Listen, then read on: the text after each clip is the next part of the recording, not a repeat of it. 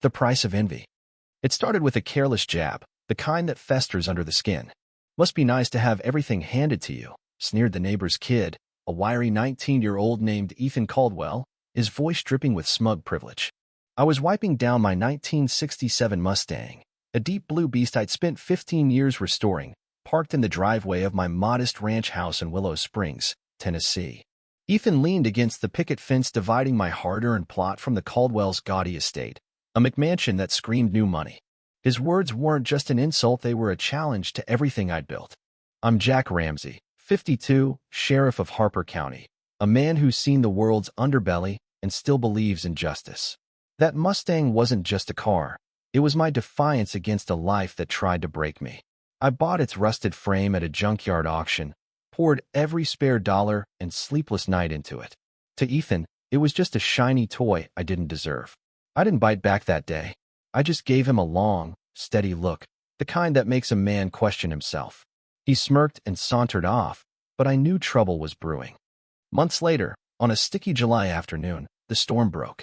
I just returned from a drive along the county's winding backroads, the Mustang's growl still humming in my chest, when I saw them, Ethan's sister, Lila Caldwell, 23, striding across their manicured lawn like she owned the world, and her boyfriend, Nate, trailing her like a loyal dog. Lila, in a designer dress that cost more than my monthly mortgage, pointed at my car with a manicured nail. I want it, she declared, her voice sharp as a blade.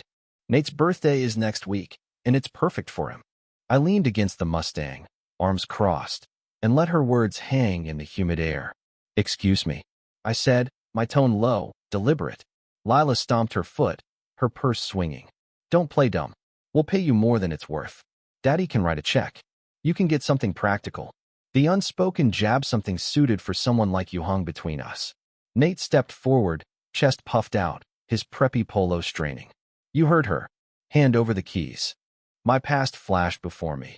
A kid from the wrong side of Memphis, son of a welder named Henry Ramsey, who lost his shop to a mysterious fire after testifying against a drunk driver from a powerful family.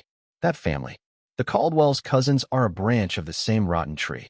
My father's honesty cost us everything: his business, his spirit, his life.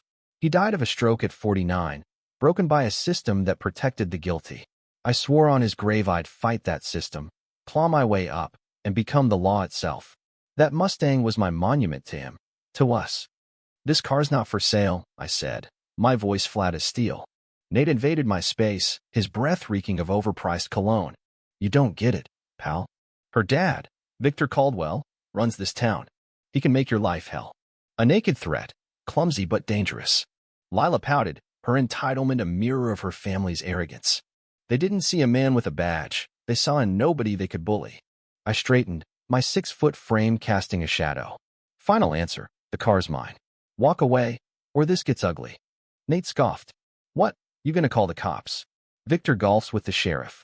His grin was pure triumph, a predator smelling blood.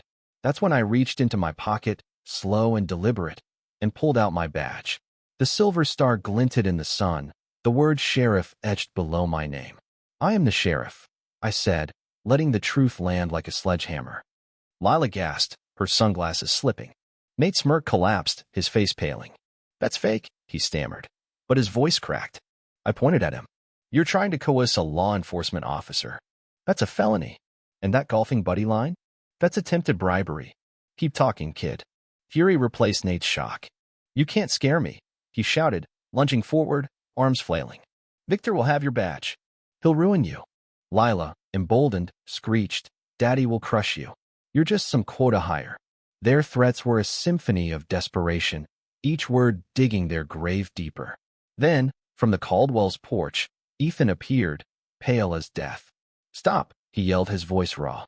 Everyone, just stop. Lila whirled on him. Stay out of this. But Ethan's eyes locked on mine, pleading. Sheriff, this isn't about the car. It's bigger. My phone buzzed. A text from an anonymous burner, ledgers in Victor's study, safe behind the lighthouse painting. Codes his wedding date. He's moving funds offshore tonight. Stop him. I glanced at Ethan. The timestamp was 3 minutes ago. He'd sent it. The racist kid who'd mocked me was my informant, feeding me the keys to his family's empire. The irony was staggering.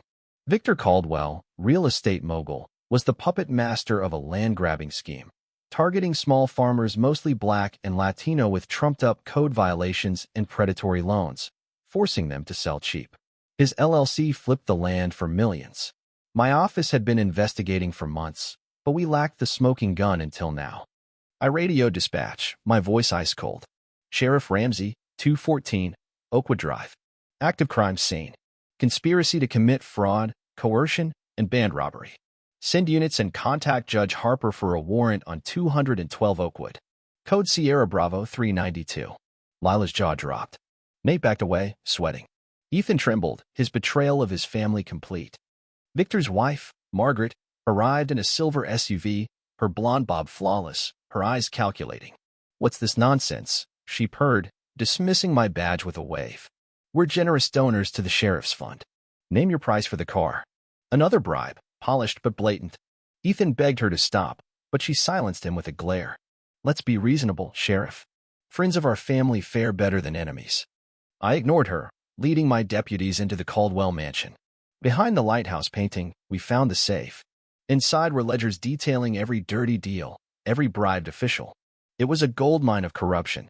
As we secured the evidence, news vans swarmed.